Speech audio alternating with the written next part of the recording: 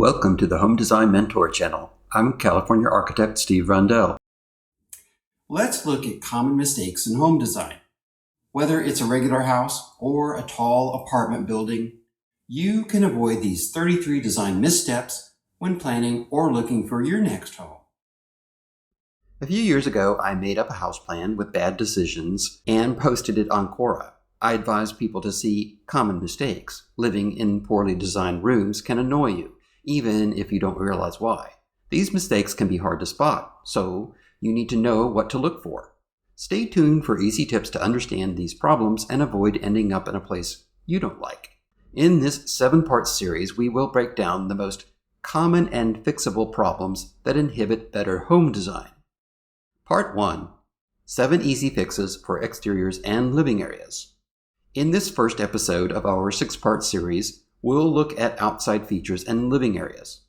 Have you noticed windows that don't seem to match? Hint: your window types should look related, like siblings.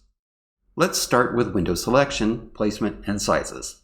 In this house plan, each window on the back wall is a different size. Having more than 3 window types and sizes on a single wall can make it look messy and disorganized.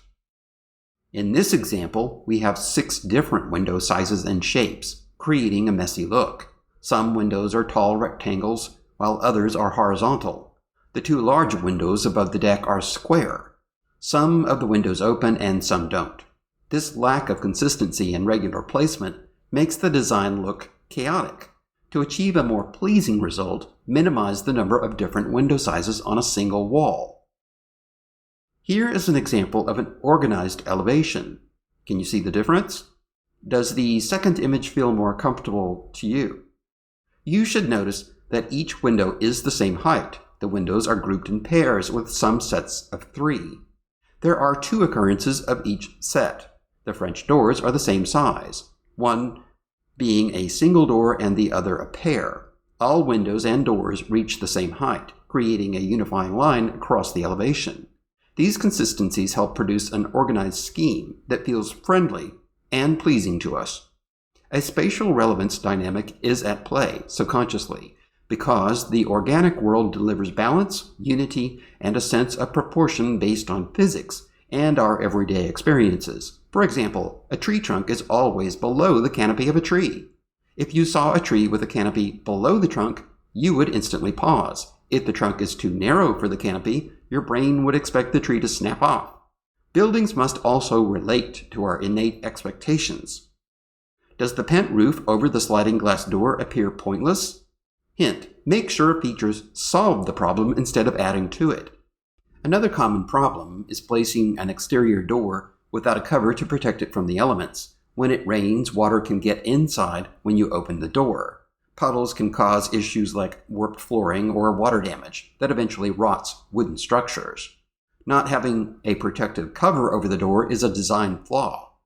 In the example on the left, a short shed roof doesn't fully protect the sliding glass door from rain. In the example on the right, there is no cover at all for the small door leading to the tiny deck at the back of the house. Plus, notice the lack of windows on the side wall of the house on the right. Even if that side doesn't face the street, nobody wants to look at that plain, creepy wall. Did you want to see the fireplace? Hint: architectural focal points require optimal positions in a room. When it comes to living areas, an awkwardly positioned fireplace can make arranging furniture difficult. It's best to set fireplaces in a central position to serve as a focal point, ensuring they work well with the room layout. Positioning should be intentional and make sense within space, as shown in this floor plan example. Sometimes an offset fireplace can work if it allows for other features like a television or bookshelves. Alternatively, in this floor plan, the living area allows furniture to be placed against the exterior walls, creating an open center space with the fireplace as the focal point. The small dining table is positioned between the kitchen and living room, allowing enough space for easy movement around it. How do you confidently distinguish between 2 rooms? Hint: you tell them both to stay on their side of the line. Another issue with the fake layout is the unclear purpose of the space between the entry and the living area. Is it intended as a dining area or part of the living room?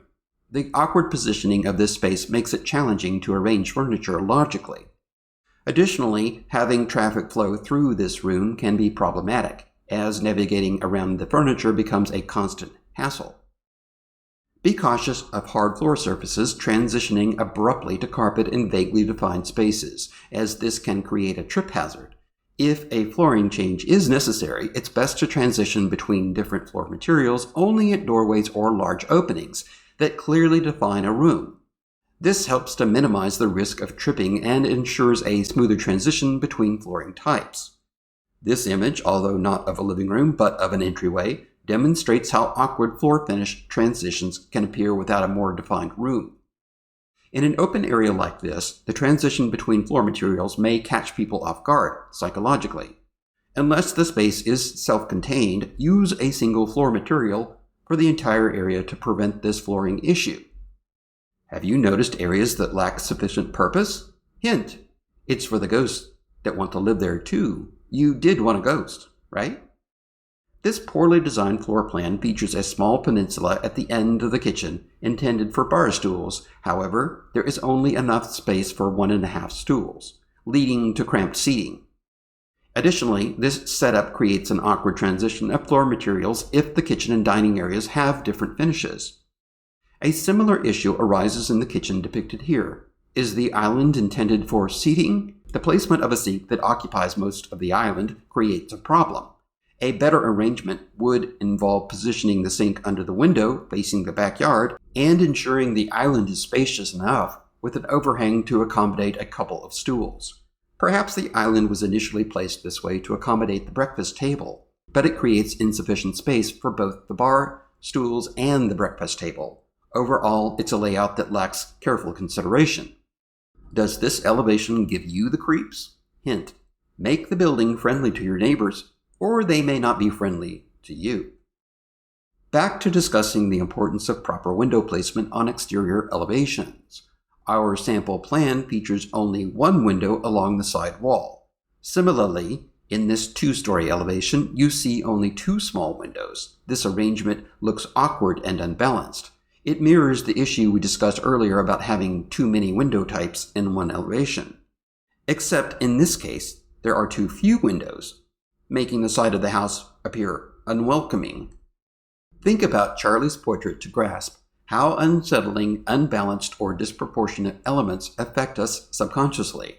You can instantly sense that something isn't quite right about Charlie's appearance. We feel uneasy when faced with mismatched features and prefer the built environment to align with what intuitively makes sense.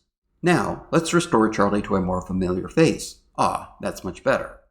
By the way, Charlie isn't a real person. He was created with the help of AI. It's crucial to incorporate enough windows along each elevation to convey architectural thoughtfulness and balance to the side of the house. Here's a home design that ensures ample natural light, with windows strategically placed all around the building.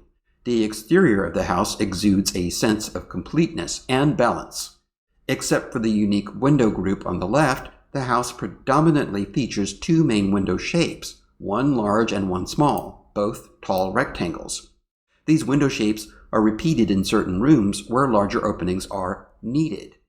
Additionally, the garage incorporates a glass block detail, adding a touch of intrigue and highlighting the Spanish Revival architecture. Throughout the house, there's a consistent use of window sizes and types, creating a cohesive and unified theme.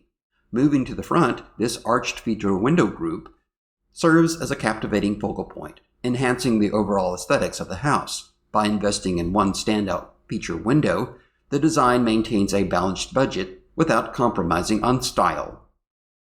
If you have not yet done so, please punch the like icon and subscribe to the channel so that you will catch new content.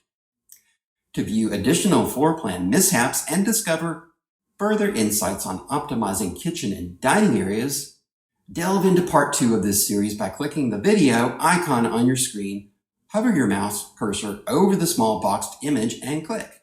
Don't hesitate, click now to discover more secrets. Your future home design adventure awaits.